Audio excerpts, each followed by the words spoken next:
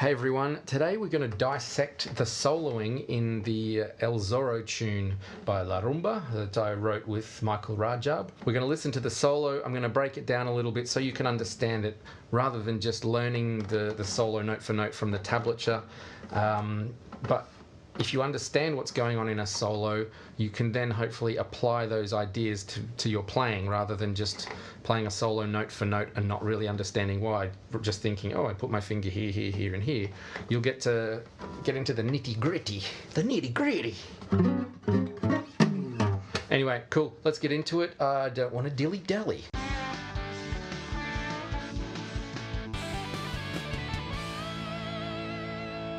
So I wrote out the solo, finally, and it will be available in a link below. You can donate whatever you want, $0, $1 million, $5 million, whatever. And so anyway, the song is based around these 4 chords, and the scale that I'm using for the whole thing, well, sorry, not the whole thing. The scale that I'm using on most of it is Aeolian. On these first 3 chords, you've got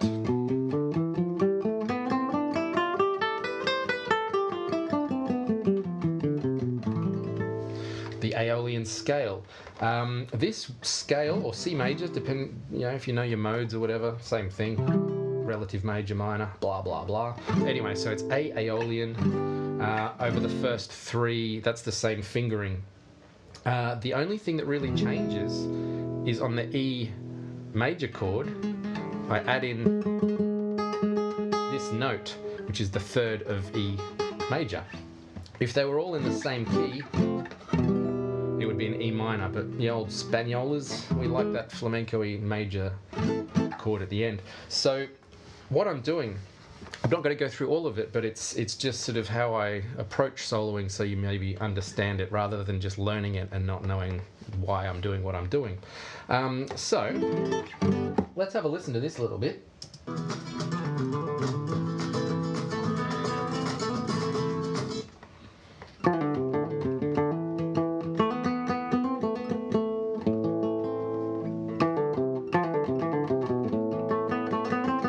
These notes, same scale, but I end on the A, the root note of the A minor. Then, next bit.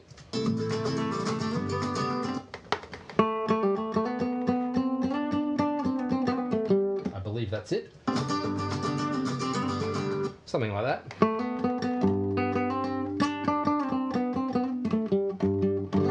Landing back on that root note of the G.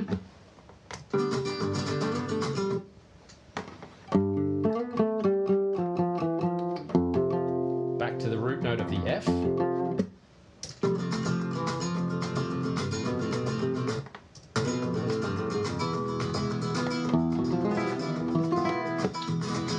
Back to the root note of the E. So you can see a bit of a pattern going on there. I'm using arpeggio notes to finish my phrase on most of the time. Sometimes I push and pull or delay the resolution, because I don't want to just go 1, 2, 3, 4, land on the root note, 1, 2, 3, 4, land on the root note. So each time the chord changes, the notes that I'm using to play around on that chord are changing as well. Scale stays the same, but the nice notes change. So maybe you can see a pattern there. On the A, I landed on the root note, A. On the G, I landed on the G. On the F, I landed on the F, and then the E, I landed on the E. So this is using the root note to land on. Let's listen to the next bit.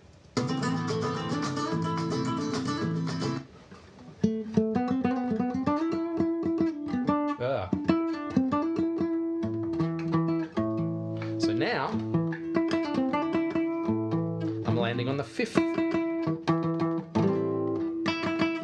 of the chord.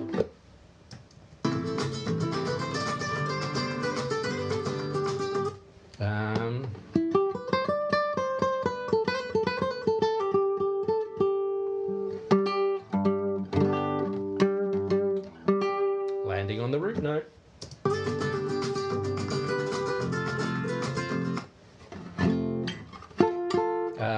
Oh, what am I doing? there's my F. I'm playing the third and the fifth.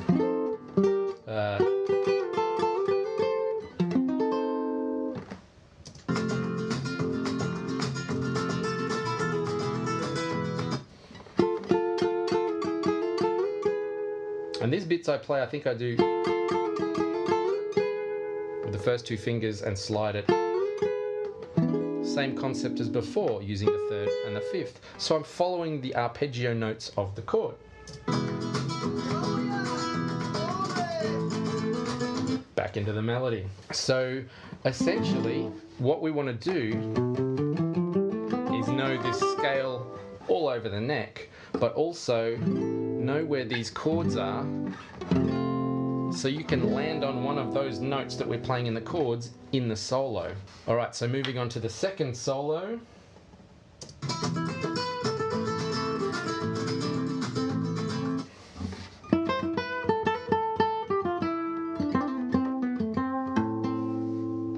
I'm landing on the minor third now. So you can see I've gone from landing on the root note of the chord, then I was landing on, I think it was the fifth, now I'm landing on the third. So 1, 3, 5, 7. They're your tasty notes. You know the scale all over the neck, then you learn your arpeggios. So, next little bit.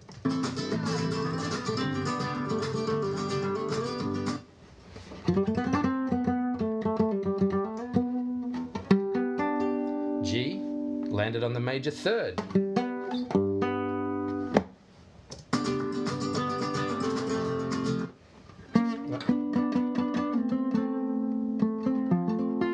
So now I've landed, there's my F, root note, third, fifth. Maybe you're getting the idea now.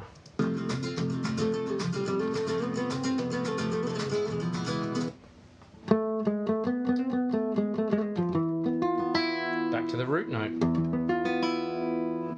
Whoo!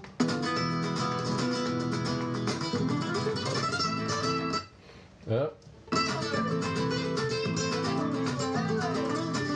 So this one's a longer one that kind of goes from one into the other rather than having phrase on one chord, phrase on the other. And we've got something where we've got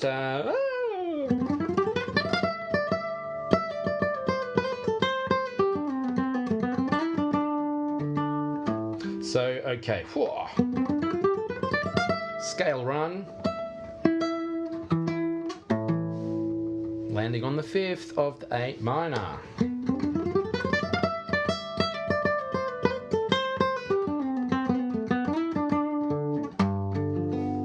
Landing on the fifth of G. Woo!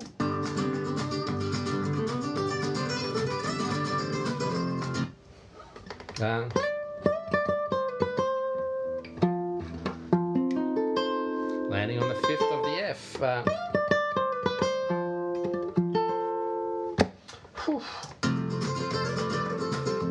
Same thing.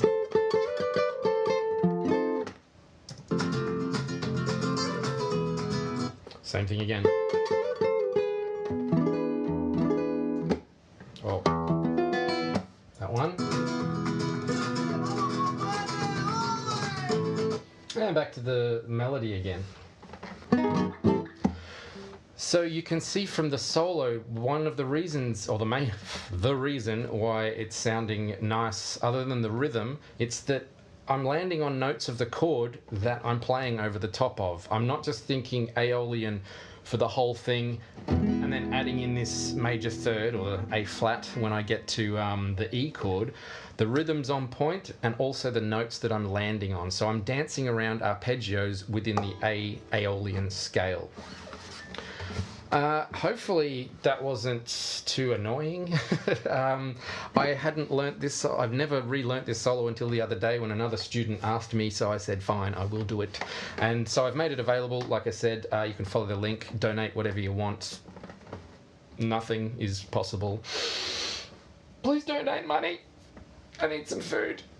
Just joking. Anyway, so hopefully that's given you some insight as to how I was approaching the soloing, and I'm not necessarily thinking of these 1-3-5-7 all the time. I've practiced it a lot, so I know what it sounds like, and I know where to move and how to get to these notes. So you can learn the solo, but try and understand what's going on. Not just with this solo, with every solo you learn, with every song. Try and understand why it sounds the way it does, and then you're able to put it into your own playing, rather than just playing the exact same solo. If you understand it's A Aeolian or A C major, whatever way you want to think about it, over the first 3 chords, and then you get to the E, and you do the same thing, but you add in, instead of just these, you add in that little A flat there on the E chord at the end.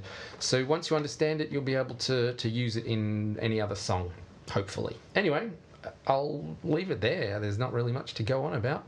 All right, so I hope you enjoyed that. That's it for me. I'm going to go and chill out. No, I'm not. I'm going to work. I'll see you later, and thanks for the support. Cheers.